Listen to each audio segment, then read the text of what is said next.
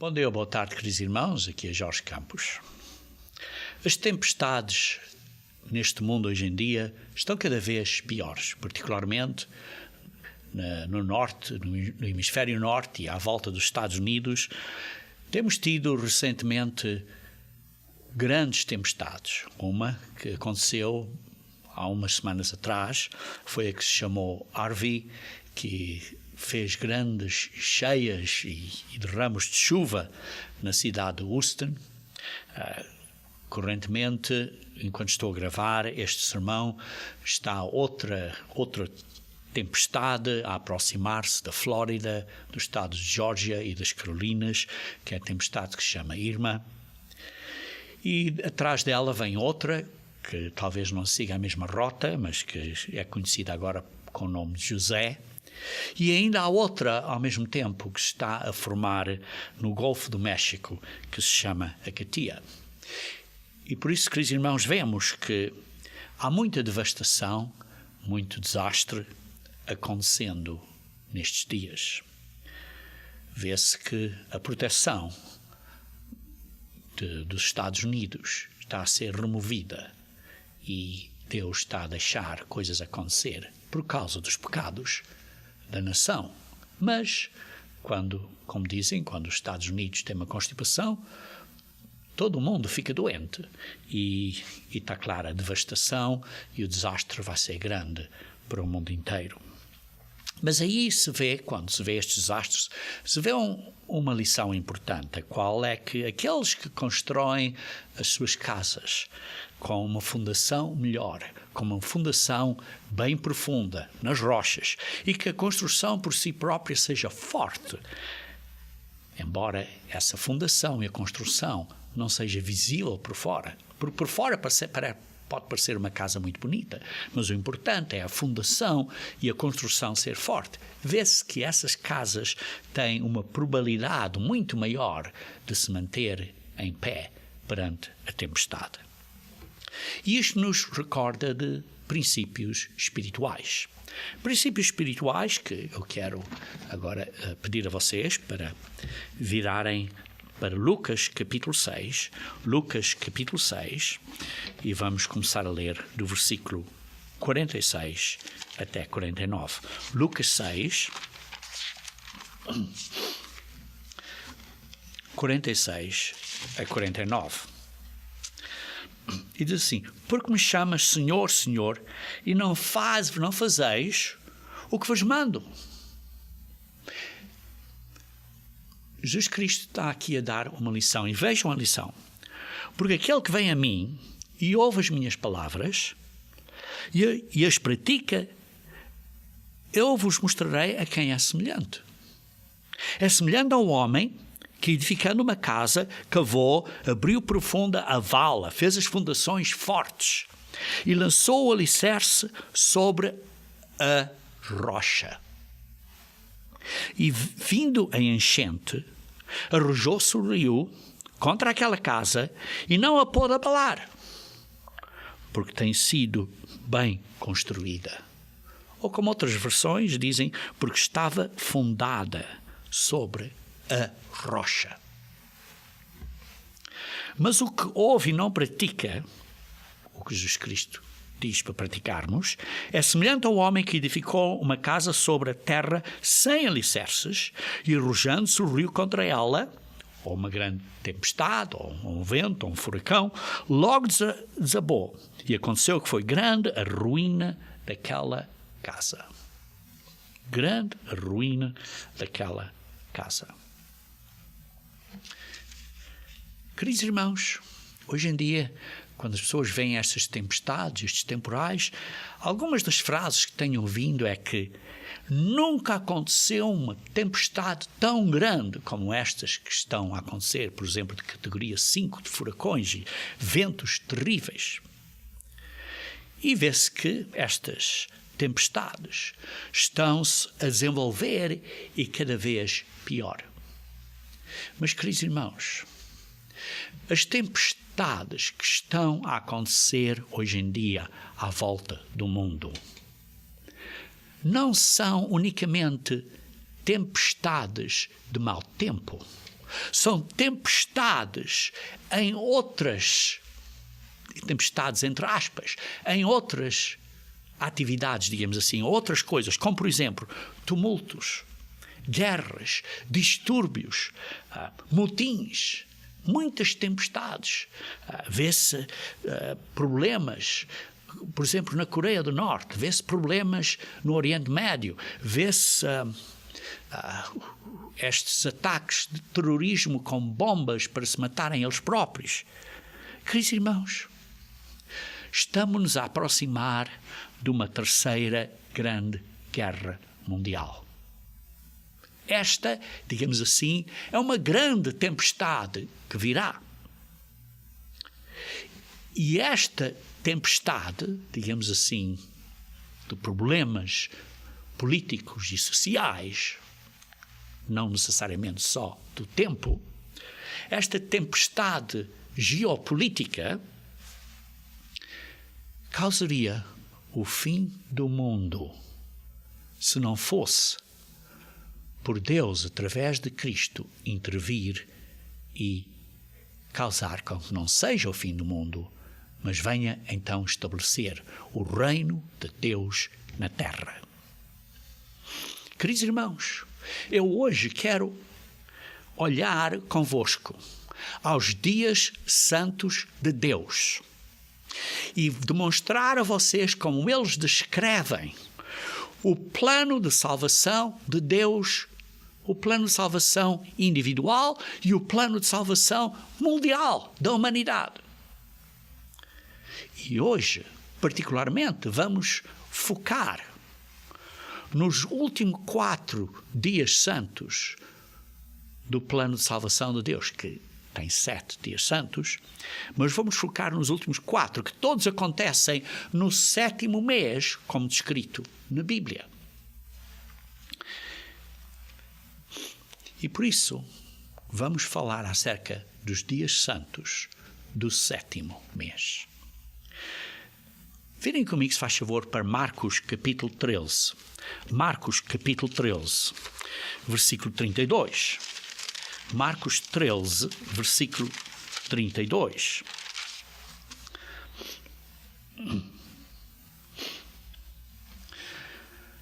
É como um homem que, ausentando-se do país, deixa a sua casa, dá autoridade aos seus servos, a cada um a sua obrigação, e ao porteiro ordena que vigie.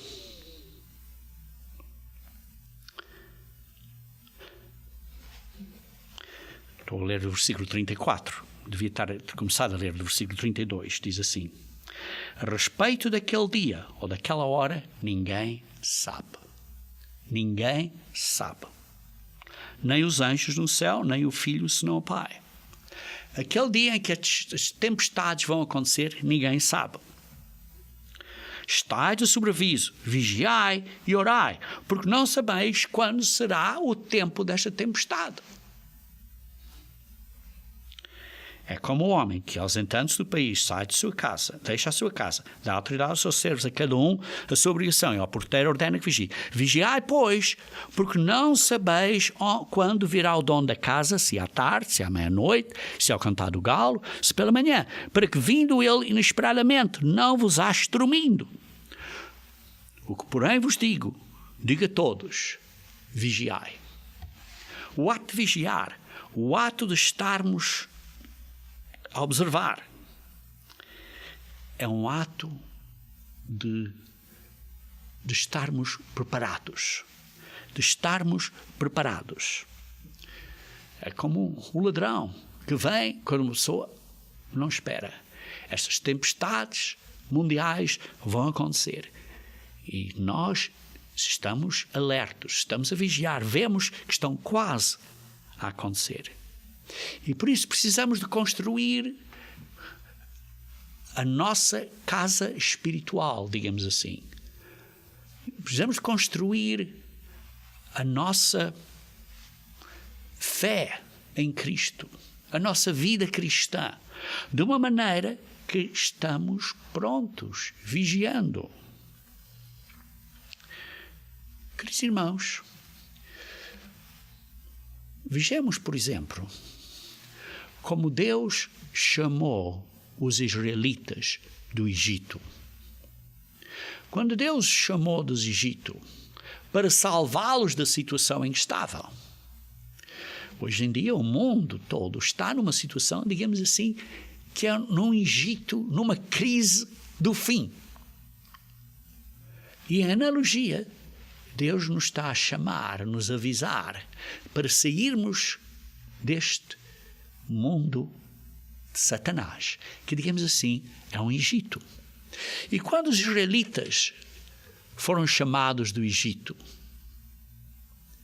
eles passaram por várias dificuldades inicialmente, mas as últimas foram protegidos, e depois veio a 10ª, a final, que representa, ou que foi, a Páscoa, em que o Senhor passou por cima daqueles que tinham sangue nas portas, e nas veredas, e nas portas, nas obreiras.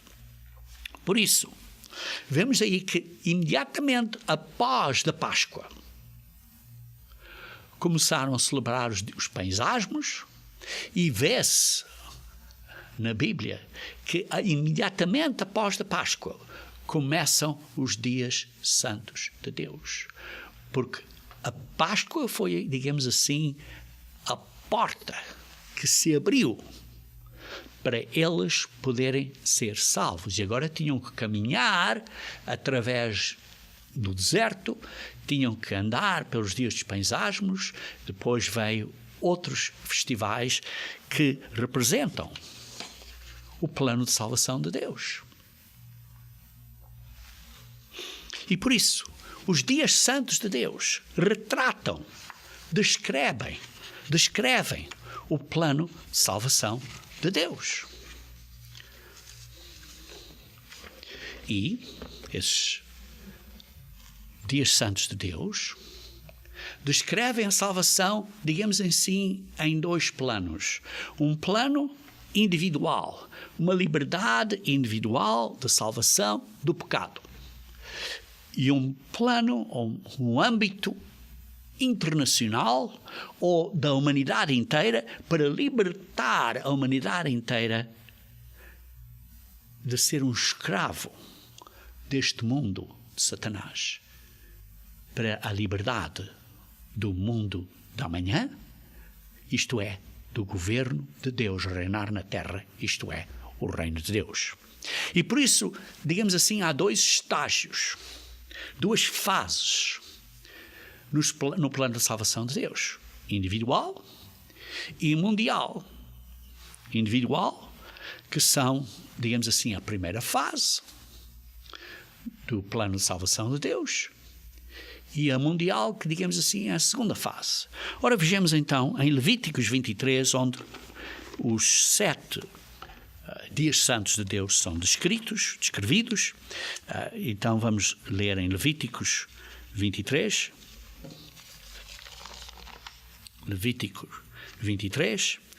Vamos começar a ler no versículo 1. Diz assim: diz o Senhor a Moisés, fala aos filhos de Israel, e diz-lhes: as festas fixas do Senhor são as festas do Senhor. Não são as festas deste mundão, são as festas de Deus. Não são as festas dos judeus também, mas são as festas de Deus.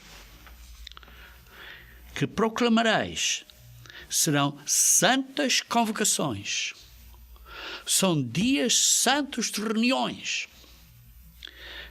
São estas as minhas festas.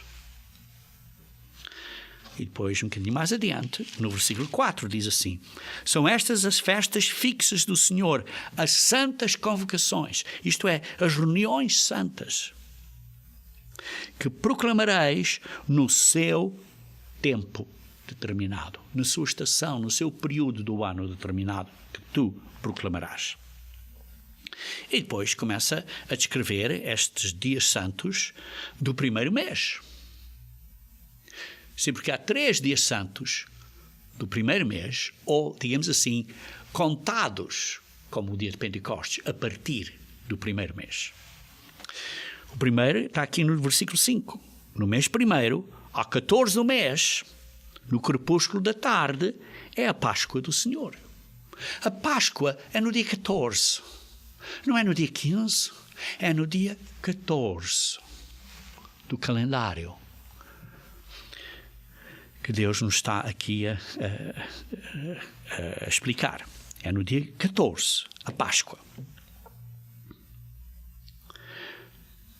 Nós sabemos agora que, pelo Novo Testamento, que a Páscoa aponta para o que o nosso Cordeiro Pascal, que é Jesus Cristo, que sofreu e morreu no dia 14.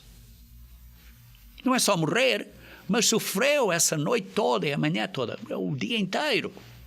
E depois, ao fim desse dia, lá para o fim desse dia, morreu. Por isso é um dia que representa não só a morte, mas o sofrimento de Cristo, no dia 14. Depois, está claro, de ele ter dado os novos símbolos à noite, ao início do dia 14, porque da maneira que Deus vê os dias, começam do pôr do sol, isto é, com a noite primeiro, e depois a parte do dia. E durante essa noite, ele mudou os símbolos da Páscoa para os símbolos do Novo Testamento, e depois foi traído, e começou o sofrimento e o julgamento e o sofrimento dele, e sofreu durante o resto dessa noite e amanhã, e pela primeira parte da tarde, até falecer lá para as 3 ou 15 horas da tarde. Por isso, esse dia 14 representa o sofrimento e a morte. São duas coisas. Bem, depois, do dia 15 ao dia 21, os dias dos pães asmos. Imediatamente após a Páscoa, os dias santos começam. Com o primeiro dia santo, que é o primeiro dia dos pães asmos, e o segundo dia santo, que é o 7º dia dos pães asmos, como se lê aqui no versículo 6 de Levítico 23, diz assim: e aos 15 dias deste mês é a festa dos pães asmos do Senhor, 7 dias comereis pães asmos, no primeiro dia tereis santa convocação, isto é no dia 15, nenhuma obra servil farás, mas 7 dias ofereceis oferta queimada ao Senhor. Hoje em dia não podemos oferecer ofertas queimadas, porque o templo não existe, e por isso esse simbolismo não é aplicável hoje em dia, mas simbolicamente oferecemos sacrifícios, como se lê em Romanos, um sacrifício pacífico, um sacrifício vivente. Mas continuando assim, e ao 7º dia, então isto seria o dia 21 desse mês, haverá santa convocação, nenhuma obra servil fareis. E vê-se que é os dias dos pães asmos, que representa tirar o fermento da nossa casa, que representa simbolicamente tirar o pecado da nossa vida por 7 dias, que significa completamente. E depois vê-se, começando no versículo 11, fala-se acerca de mover o molho perante o Senhor, para que sejas aceites, no dia imediato ao sábado, que hoje em dia se chamaria o primeiro dia da semana, que é o domingo, no dia imediato ao sábado. Qual sábado? O sábado durante os dias de pães asmos. E depois, um bocadinho mais adiante, lê-se no versículo 15, que diz assim: contareis para vós outros desde o dia imediato ao sábado, desde o dia em que trouxeres o molho da oferta movida, isto é o sábado durante os dias de pães asmos, contareis 7 semanas ou 7 sábados inteiros, 7 semanas inteiras serão, até o dia imediato ao 7º sábado. Dia imediato ao 7º sábado, que seria o domingo. Contareis 50 dias. Então trareis nova oferta de manjares ao Senhor, 2 pães para serem movidos, de 2 dízimas de uma efa de farinha serão, levedados se cozerão, são primícias ao Senhor. As primícias, então, é esta contagem de 50 dias. Ao fim de 50 dias, oferece-se as primícias, que é representado do dia de Pentecostes. É o dia de Pentecostes. Por isso, vemos aqui, nesta primeira fase, digamos assim, do plano de salvação de Deus, que representa, de outra maneira,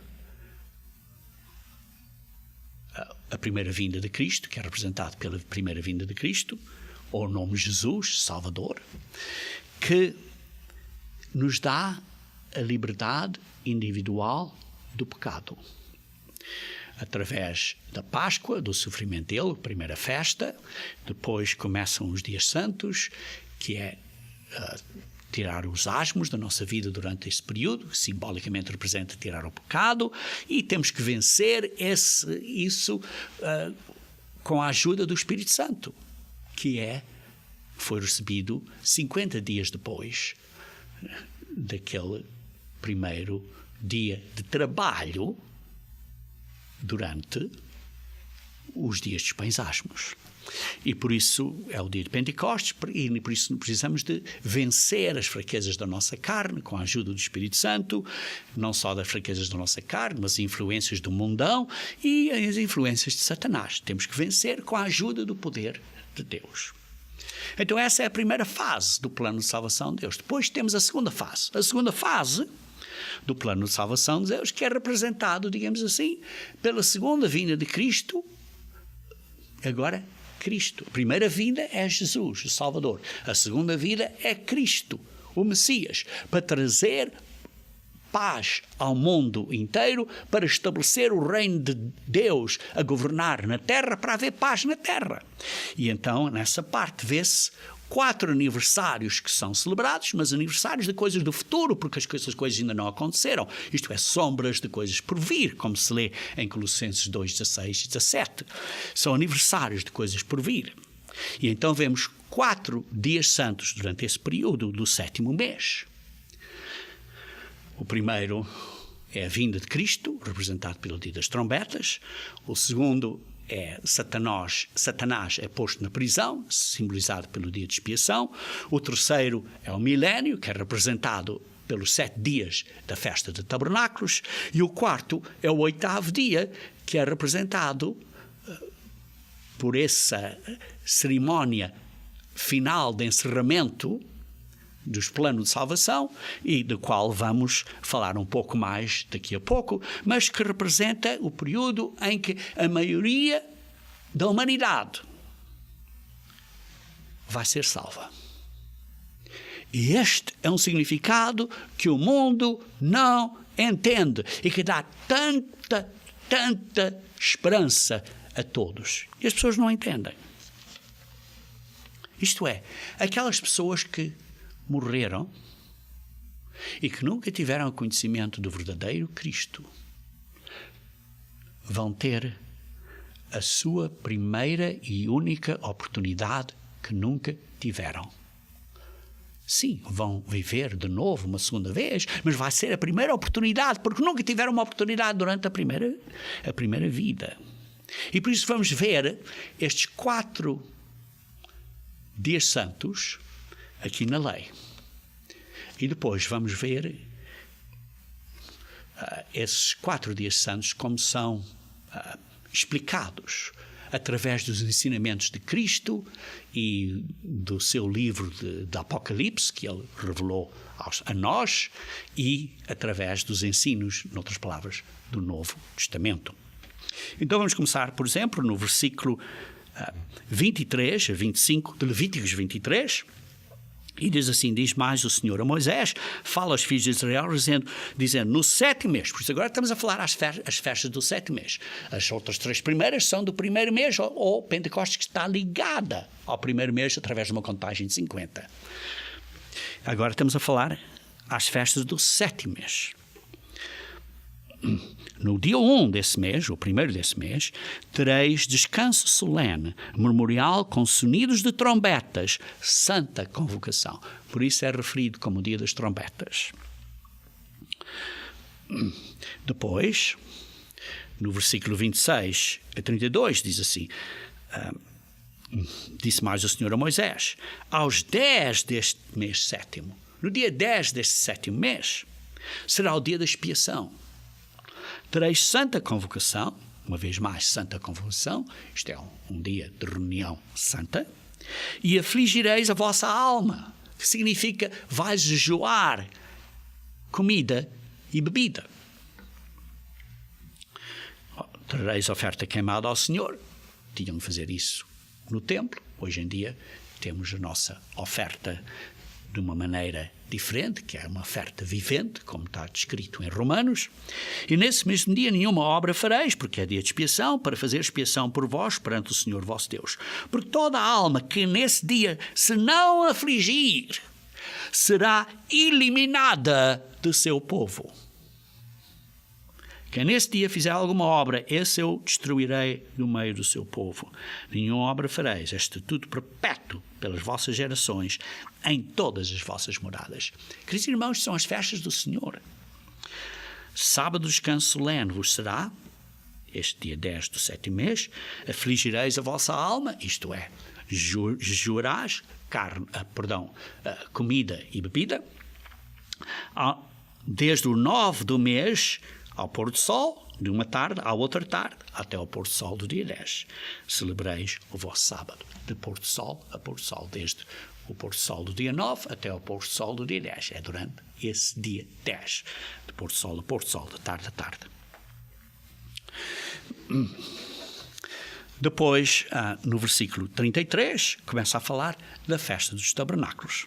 E depois diz o Senhor, no versículo 33, diz mais o Senhor a Moisés, fala aos filhos de Israel, dizendo, ao 15 deste 7º mês, e ainda estamos a falar das festas do 7º mês, ao dia 15 do 7º mês, será a festa dos tabernáculos, ao Senhor por 7 dias.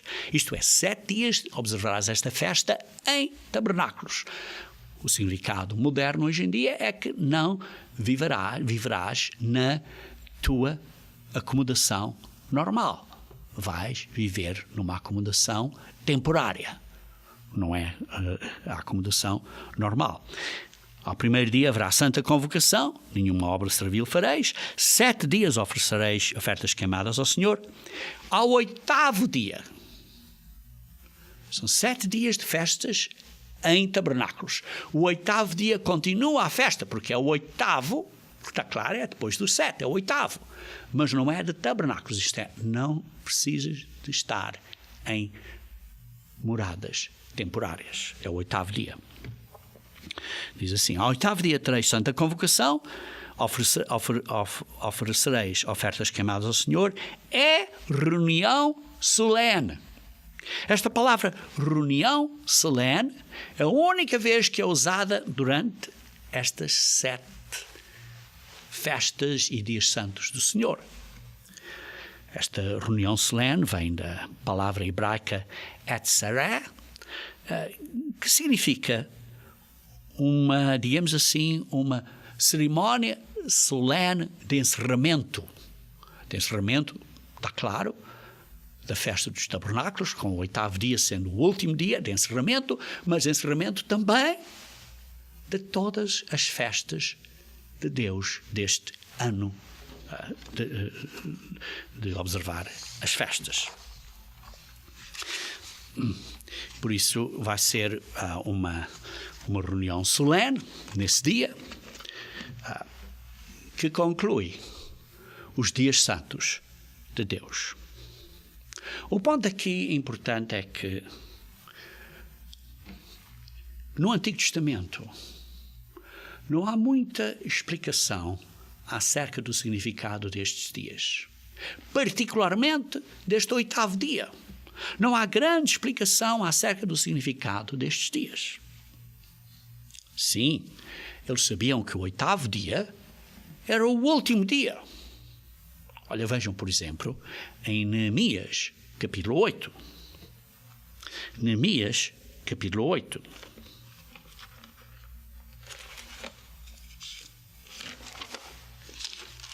Neemias, em capítulo 8, vê-se aí que Esdras lê a lei diante do povo e depois, mais adiante, entendem que tinham que observar a festa dos tabernáculos e, por isso, vê-se aqui em Neemias 8, versículo 14, acharam escrito na lei que o Senhor ordenara por intermédio de Moisés que os filhos de Israel habitassem em cabanas durante a festa do 7º dia.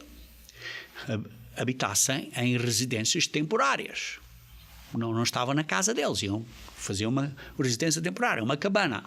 E então, assim, viram que devia ser feito. E então fizeram. Vejam, por exemplo, no versículo 17. Toda a congregação dos que tinham voltado do cativeiro fez cabanas e nelas habitou. Fez estas residências temporárias e nelas habitou. Porque nunca fizeram assim os filhos de Israel desde os dias de Josué, filho de Num, até aquele dia. E houve muita grande alegria.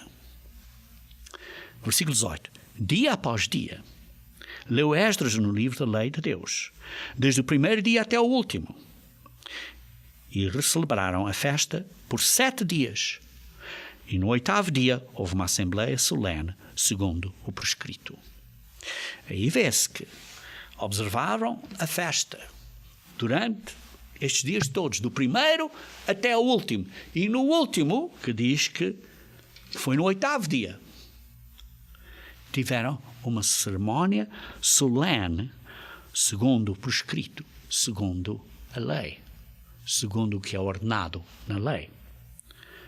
Esta assembleia solene é, uma vez mais, a palavra hebraica será. E que, por isso vemos que eles sabiam que o 8º dia era o último dia. Não havia disputa nisso. Mas no Antigo Testamento, como disse, a explicação era limitada acerca do significado destes dias santos e particularmente do 8º dia. E por isso necessitamos dos ensinos de Jesus Cristo e da sua revelação através do livro do Apocalipse e dos ensinamentos, isto é, que são explicados no Novo Testamento, em conjunto com a lei do Antigo Testamento. E por isso é que diz em escrituras como, por exemplo, Mateus 5, versículo 17. Mateus 5, versículo 17. Leiam comigo, se faz favor. Mateus 5, versículo 17. Diz assim: ouvistes que foi dito, versículo 17. Não penseis, Mateus 5, versículo 17, não penseis que vim revogar a lei ou os profetas. Não vim para revogar, mas para cumprir. Jesus Cristo não veio para abolir a lei, veio para cumprir a lei. A palavra cumprir vem do grego plero, que significa encher até ao cimo. Cumprir, encher até ao cimo. Veio encher a lei, veio explicar e aplicar a lei no seu intuito completo. Encher até ao cimo, cumprir a lei. E então vejamos como Jesus Cristo explicou a lei acerca dos dias santos e particularmente acerca do 8º dia, em maior detalhe no Novo Testamento e através do ensinamento dele. Primeiro, vejamos então o dia das trombetas. Vamos então ler em Mateus 24. Em Mateus 24, os discípulos se aproximaram de Jesus, vê-se aí o versículo 1 a 3, Mateus 24. Os discípulos se aproximaram de Jesus e perguntaram a ele qual vai ser o sinal do fim desta era. Hoje em dia, queridos irmãos, estamos no fim desta era. E eles perguntaram e disse assim: Jesus Cristo tinha saído do templo, estava a sair, retirando, quando se aproximaram dele os seus discípulos para lhe mostrar as construções do templo. Olha como as coisas estão lindas aqui a construir no templo, coisas maravilhosas. Ele, porém, lhes disse: não vês isto tudo? Em verdade vos digo que não ficará aqui pedra sobre pedra que não seja derribada. Ele a mostrar o templo, ele diz: olha, não ficará aqui pedra sobre pedra que não será derribada. E, queridos irmãos, vocês sabem que isto aconteceu cerca de 40 anos depois, no ano de 70. No ano 70. E depois, continuando a ler no versículo 3, no Monte das Oliveiras, achava-se Jesus assentado. E aproximando-se dele os discípulos, em particular, não foi assim à frente do mundo todo, em particular. E lhe pediram, diz-nos quando sucederão estas coisas, isto é, que o templo vai ser destruído para não haver pedra sobre pedra, quando sucederão estas coisas, e que sinal haverá da tua vinda e da consumação do século. E qual vai ser o sinal da tua segunda vinda e da consumação do século? E depois Jesus descreve em Mateus 24 acerca disto, mas quero saltar um bocadinho à frente para o versículo 29. No versículo 29, que diz assim: logo em seguida à tribulação, por isso está a dizer que vai haver estes problemas, vai haver esta abominação de desolação, depois vai haver a grande tribulação, e depois da grande tribulação, daqueles dias, vai haver estes sinais celestes. Queridos irmãos, isto é em paralelo com o livro do Apocalipse, porque no livro do Apocalipse explica que há o quinto selo, que é a tribulação, e o sexto selo são os sinais celestes. E por isso diz, logo a seguir à tribulação, que é o quinto selo. O sol se escurecerá, a lua não dará a sua claridade, as estrelas cairão do firmamento e os poderes dos céus serão abalados. Vai haver estes sinais celestes milagrosos. Queridos irmãos, não é um eclipse do sol ou uma coisa assim que acontece ciclicamente. Está a falar aqui de sinais muito especiais, milagrosos. E continuando então a ler, e diz assim, então aparecerá no céu o sinal do Filho do Homem. Entre outros sinais, depois desses sinais, vai haver o sinal do Filho do Homem, e todos os povos da terra se lamentarão, e verão o Filho do Homem vindo sobre as nuvens. Isto é a segunda vinda de Cristo. Vindo sobre as nuvens do céu com poder e muita glória. E ele enviará os seus anjos. Então Jesus Cristo, quando vier, à segunda vinda, enviará os seus anjos com grande clangor de trombeta. E vê-se aqui o simbolismo da festa das trombetas. Os quais reunirão os seus escolhidos dos quatro ventos, de uma e a outra extremidade dos céus. Vê-se aqui o simbolismo da trombeta. E todos verão, mas diz aqui, os quais reunirão os seus escolhidos dos quatro ventos, de uma extremidade à outra. E diz assim também, todos os povos, no versículo 30, se lamentarão e verão o Filho do Homem vindo sobre as nuvens. Todos vão ver. Não vai ser às escondidas. Não vai ser um arrebatamento secreto. Vai ser bem visto. Todo mundo vai ver. E então este vai ser a ressurreição, simbolizado pelas trombetas. Paulo descreve isto um bocadinho em maior detalhe em 1 Coríntios capítulo 15. Perdão, 1 Coríntios capítulo 15.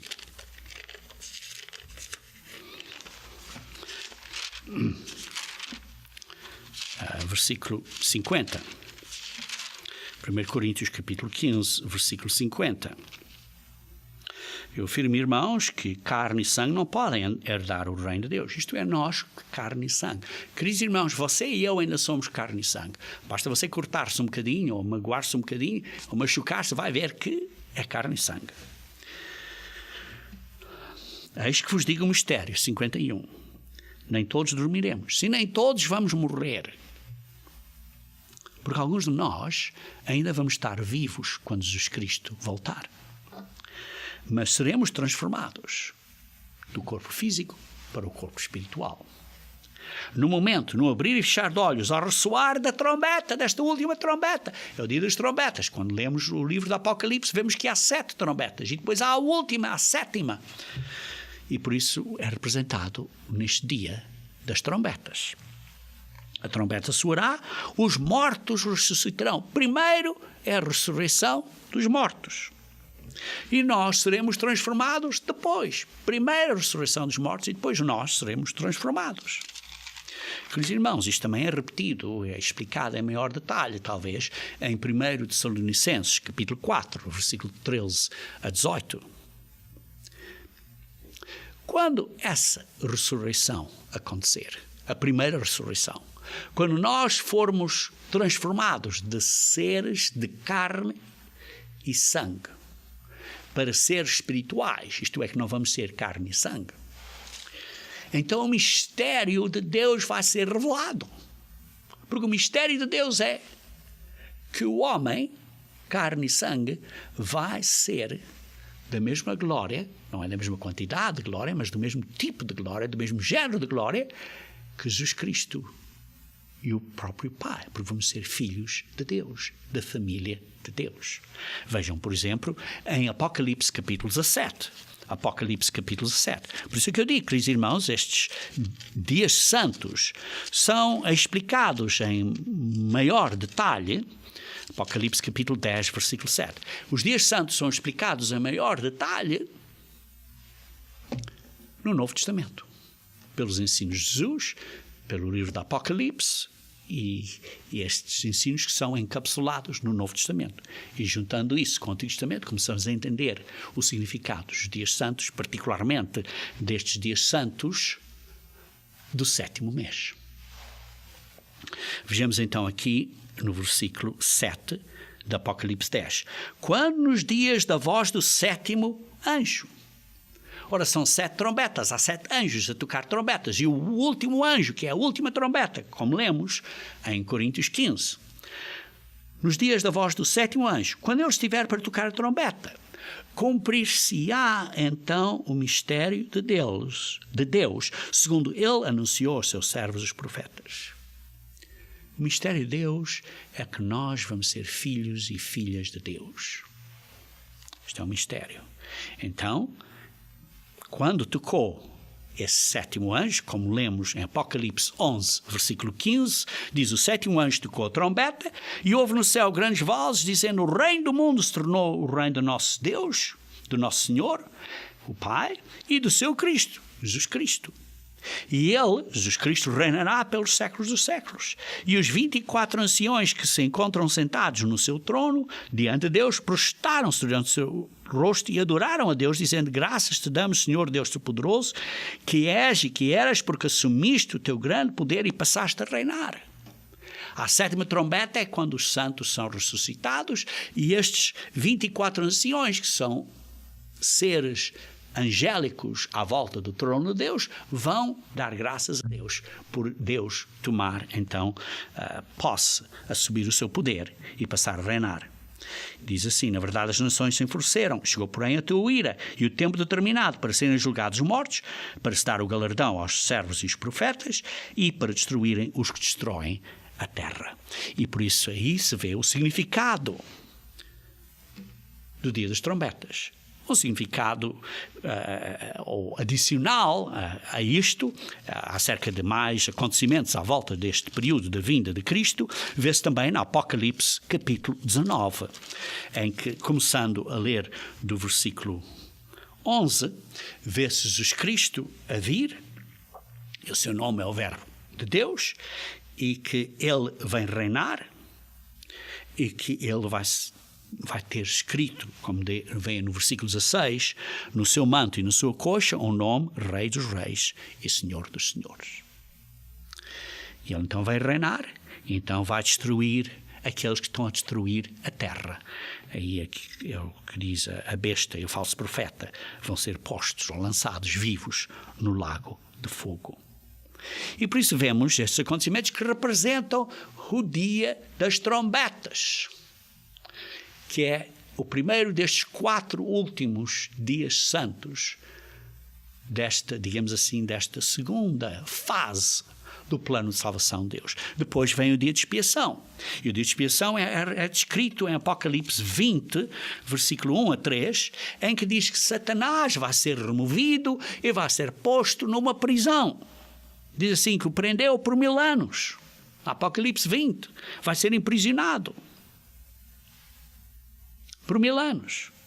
E depois isso é comparado, quando lemos isto, com Levítico 16, em que se vê a história dos 2 bodes, que eu descreverei em maior detalhe num sermão acerca do dia de expiação. Depois disso, o terceiro dia santo deste 7º mês o grupo de festas, é a festa dos tabernáculos, que começa no 7º mês, no dia 15, que é a festa dos tabernáculos. Então vê-se aí no versículo 4, vi também tronos, e nestes sentados os quais foi dada a autoridade de julgar, e vi ainda as almas dos decapitados por causa do testemunho de Jesus, bem como por causa da palavra de Deus, tantos quantos não adoraram a besta, nem tampouco a sua imagem, e não receberam a marca na fronte e na mão, e viveram e reinaram com Cristo durante 1000 anos. Vai então ser o milénio, e a festa dos tabernáculos representa este milénio. Estes que vão estar na primeira ressurreição, como diz no versículo 6. E bem-aventurados são aqueles que estão na primeira ressurreição. Porquê? Porque é uma ressurreição para a vida eterna. Não é uma ressurreição para uma vida física. É uma ressurreição para a vida eterna. E depois vê-se várias escrituras. Por exemplo, Isaías 2, versículo 1 a 4. Por exemplo, vê-se Isaías 11. Isaías 9, 6 e 7, Isaías 11, 1 a 9, e Zacarias, por exemplo, Zacarias 8. Vejamos, por exemplo, Zacarias, em que se vê uma descrição, uma descrição deste lindo dia do milénio, um dia ou um período de haver paz na terra e de haver grande alegria. Vejam, por exemplo, Zacarias capítulo 8. Zacarias capítulo 8, começando a ler do versículo 1. Que diz assim: veio a mim a palavra do Senhor dos Exércitos, dizendo: assim diz o Senhor dos Exércitos. Tenho grandes zelos de Sião e com grande indignação tenho zelos dela. Assim diz o Senhor: voltarei para Sião. Quem é que vai voltar? É Jesus Cristo. Voltarei para Sião e habitarei no meio de Jerusalém.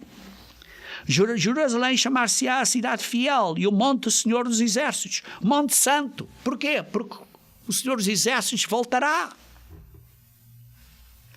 Assim diz o Senhor dos Exércitos: ainda nas praças de Jerusalém sentar-se-ão velhos e velhas, levando cada um na mão o seu rimo, o seu bordão, por causa da muita idade. As praças da cidade se encherão de meninos e meninas. Em Jerusalém. Hoje em dia, meninos e meninas não podem estar a brincar no meio de Jerusalém. Que nelas brincarão. Assim diz o Senhor dos Exércitos. Se isto for maravilhoso aos olhos do restante deste povo naqueles dias, será também maravilhoso aos meus olhos. Como Deus está ansioso por esse dia. Diz o Senhor dos Exércitos. Assim diz o Senhor dos Exércitos: eis que salvarei o meu povo, tirando-o da terra do Oriente e da terra do Ocidente. Eu os trarei e habitarão em Jerusalém. Eles serão o meu povo e eu serei o seu Deus. São pessoas que estavam a viver durante este período e conforme a mudança para o mundo da manhã. O Senhor Jesus Cristo voltará e vai reinar na terra e vai trazer paz à terra. Queridos irmãos, isto é uma boa nova que é representado pela festa dos tabernáculos. E depois disso vem o 8º dia. Mas no Novo Testamento não é descrito como o 8º dia. No Novo Testamento é simplesmente descrito como o último dia. O último dia. E como eu descrevi, Neemias 8, expliquei que os judeus sabiam muito bem que o último dia representava o 8º dia, em que havia esta cerimónia solene de encerramento. E vejam então aqui em João capítulo 7. João capítulo 7. João capítulo 7, versículo 37. No último dia, que é o 8º dia. Isto, quando se lê aqui, vê-se que é o começo deste 8º dia, que vai ser durante a parte da noite, porque o dia, para Deus, começa ao pôr do sol. E vê-se no último dia, o grande dia da festa. Isto é, era um dia santo. O 8º dia era um dia santo. Um grande dia. Podem ler isso, por exemplo, comparando isso com João 19:31. Porque grande era esse sábado, que é um grande dia, que era um sábado anual, que era o 8º dia. Tudo se encaixa. Então levantou-se Jesus e exclamou: se alguém tem sede, venha a mim e beba. Se alguém, qualquer pessoa que tenha sede, a salvação está aberta ao mundo inteiro. Este é o significado do último grande dia, do 8º dia. Um significado que não entendiam até Jesus Cristo explicar, até Ele cumprir a lei e demonstrar este significado maior da lei. Quem crer em mim, como diz a Escritura, do seu interior fluirão rios de água viva. Quais são estes rios de água viva? Rios de água viva é o Espírito Santo em nós, que recebemos o Espírito Santo após a imposição das mãos por um ministro verdadeiro de Jesus Cristo. E esta imposição das mãos, que através disso é a oração, e então Deus responde a esse compromisso dessa pessoa, através do batismo, em que se comprometeu a arrepender-se, a mudar a sua vida e a ter fé em Cristo, fez esse compromisso que é a nova aliança, esse novo acordo, esse novo pacto individual com Deus. Quando a pessoa faz esse compromisso, depois de Deus ver que a pessoa é sincera, que o arrependimento é sincero e a fé é sincera, após a oração do verdadeiro ministro de Deus, a pessoa recebe o Espírito Santo de Deus. E este Espírito Santo é que é os rios de água viva. É a força do poder do Espírito Santo na pessoa. E isto ele disse com respeito ao Espírito Santo, que haviam de receber os que nele crescem, pois o Espírito até aquele momento não fora dado, porque Jesus não havia sido ainda glorificado. Foi dado no dia de Pentecostes. E agora nós, como verdadeiros cristãos, chamados agora, temos que mudar a nossa vida e usar esse Espírito para vencer as fraquezas da carne, o mundão e as tentações de Satanás. Temos que vencer. E aqui está um significado muito grande que Jesus Cristo explicou, que nesse dia, quem crer em mim, se alguém tiver sede, que venha. Isso não era o caso antes.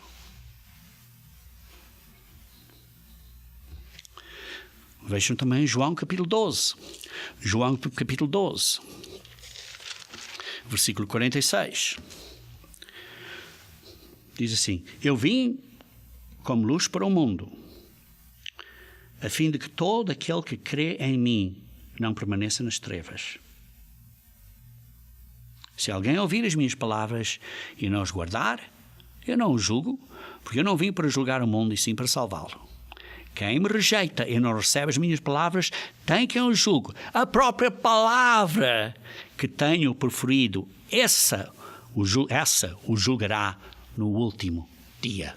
Está a falar acerca do último dia, do 8º dia.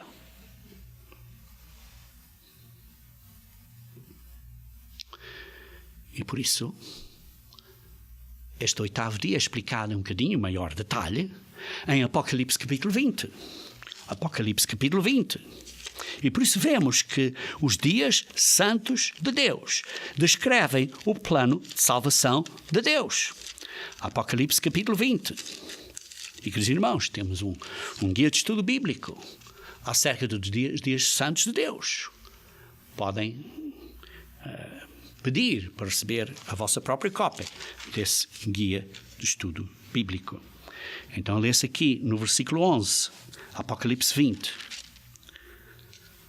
Vi um grande trono branco, simbolizado pelo 8º dia, pelo último grande dia, o 8º dia, o último grande dia, o dia de encerramento, um dia santo, o último dia, que é um dia santo.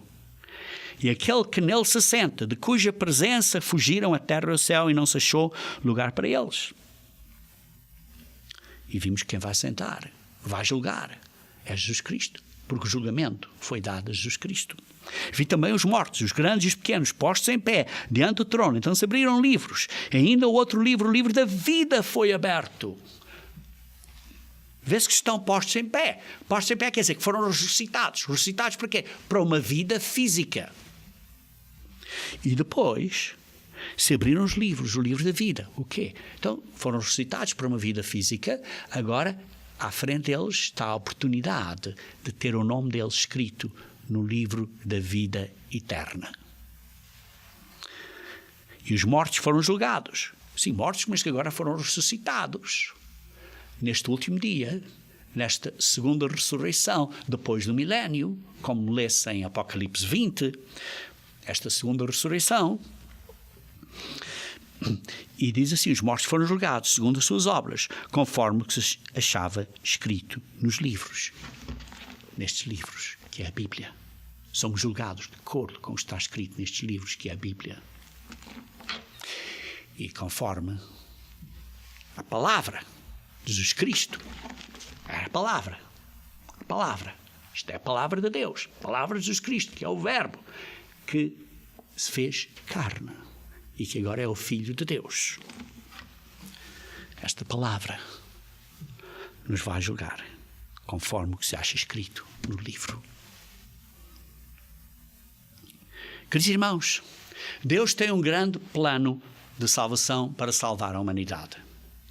Esse plano de salvação é explicado claramente pelos dias santos de Deus. A primeira fase, no âmbito mais individual, a Páscoa, os pães asmos e Pentecostes, o recebimento do Espírito Santo. E a segunda fase, no âmbito mundial, que é a vinda de Cristo para estabelecer o reino de Deus e remover Satanás deste mundo, trazer um milénio por 1000 anos para as pessoas poderem viver em paz por 1000 anos, e ao fim do milénio, a segunda ressurreição, a ressurreição a uma vida física, e então aí vão ter uma oportunidade que nunca tiveram. E isto tudo é explicadinho pelo significado dos dias santos de Deus. E conforme você guarda e observa e pratica os dias santos de Deus, de ano a ano, a ano a ano, isto se começa a encaixar melhor na sua cabeça e você começa a entender melhor. Mas é preciso praticar. É preciso praticar. E como é? Por exemplo, Jesus Cristo disse em Mateus 11:12, ai de ti, porque até a rainha do sul e os de Sodoma e Gomorra e os de Tiro vão estar ressuscitados contigo ao mesmo tempo. E vão se reconciliar com Deus. Queridos irmãos, nós precisamos de nos reconciliar com Deus agora. A nossa oportunidade é agora. Os outros que não conhecem a Cristo será depois. Mas nós que sabemos a Cristo agora, a nossa oportunidade é agora. O julgamento começa agora na Igreja de Deus. E por isso, leiam em Mateus 7, versículo 21 a 23. Mateus 7, 21 a 23. Mateus 7, 21 a 23. Nem todo que me diz Senhor, Senhor entrará no reino de Deus, no reino dos céus, mas aquele que faz a vontade de meu Pai. Isto obedece às leis do Pai, às leis de Deus, e faz a vontade do Pai. Muitos naquele dia vão dizer, Senhor, Senhor, porventura não temos nós profetizado em teu nome, não andamos a pregar, eu gosto de pregar, não andamos a pregar por aí. Em teu nome? E em teu nome não expelimos demónios? E em teu nome não fizemos muitos milagres? E o que é que Jesus Cristo diz? Jesus Cristo diz a eles explicitamente, muito claramente, nunca vos conheci. Nunca vos conheci. Porquê? Porque precisamos de praticar, obedecer aos mandamentos da lei de Deus e precisamos de crescer agora na graça e no conhecimento de Jesus Cristo, da estatura completa, da plenitude de Cristo, para ser um homem completo como Cristo é. E, queridos irmãos, se nós não estamos agora, hoje em dia, a fazer essa parte da obra de Deus, qual é essa parte da obra de Deus? É mudar nós de seres de natureza humana para seres divinos através da ajuda do Espírito Santo e usar o Espírito Santo para nos mudarmos, para nos arrependermos. Queridos irmãos, esta é a nossa parte na obra de Deus hoje. Uma parte importantíssima, porque se não fizermos isso, tudo mais que estejamos a fazer, a pregar e ir para as estradas e distribuir livros e coisas assim, é em vão. É em vão. A nossa responsabilidade hoje em dia é fazer a obra de Deus, primeiramente, sermos discípulos de Cristo. Primeiro. E depois se fala do segundo passo. Mas primeiro precisamos ser discípulos de Cristo. Isto é, não podemos praticar a iniquidade. Precisamos de pôr em prática a nova aliança, este novo pacto, este novo acordo. E depois precisamos de entender que há uma esperança para a humanidade quando Jesus Cristo vier. Para a humanidade que continuará a viver no milénio e para a humanidade que já morreu, vai ser ressuscitada na segunda ressurreição, no significado do 8º dia, vai haver uma oportunidade que eles nunca tiveram. Entretanto, nós temos que construir a nossa fundação, digamos assim, cristã, na rocha. E a rocha é Cristo. Isto é, na imagem de Cristo, na estatura de Cristo. Por isso, queridos irmãos, as tempestades vêm e virão. Mas nós precisamos de vigiar e estar prontos antes que essa tempestade venha.